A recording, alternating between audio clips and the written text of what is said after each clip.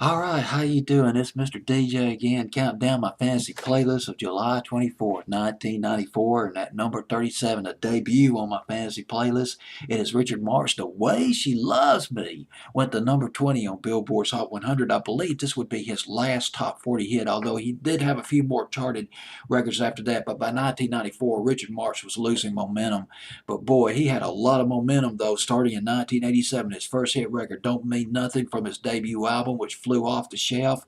That went to number 3. The follow-up to that, Should Have Known Better, went to number 3. Fee Waybill, the frontman of the Tubes, the flamboyant frontman of the Tubes. He sang. He was one of the backup singers of that record. Should Have Known Better. A good friend of Richard Marx, singing on Should Have Known Better, background vocals, which went to number 3 on Billboard's Hot 100. And then there was a torrent of hit records going all the way into 1994. Endless Summer Nights, Right Here Waiting was probably one of his biggest hits. Hazard, a mystery record that came out in 1992, probably my favorite Richard Marx record.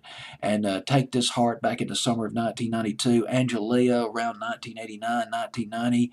And let's see, right here, Satisfied back in summer of 1989. He came out with a couple of punchy rockers, Satisfied and Should Have and Don't Mean Nothing, which was not hard enough for the die-hard rock and roll fans, but it got him airplay on the top 40 radio stations.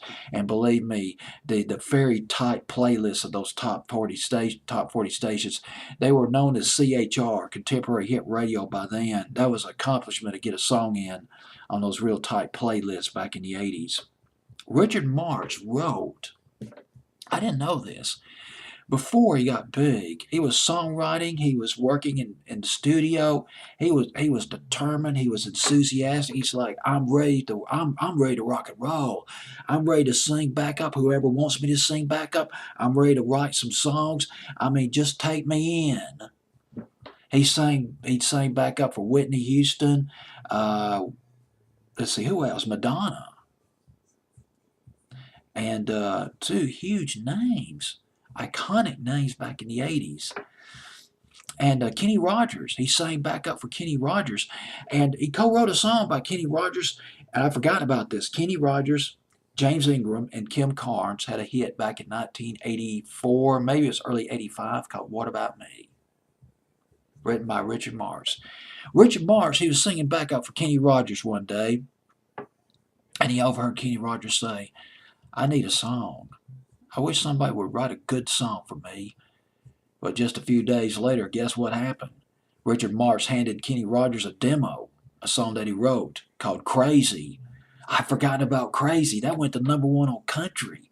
That was sort of a mainstream record, but that was part of Kenny Rogers' appeal back particularly in the late 70s and the early 80s, was this massive crossover appeal, going on country and on pop at the same time. And Crazy, written by Richard Marx. I didn't know that.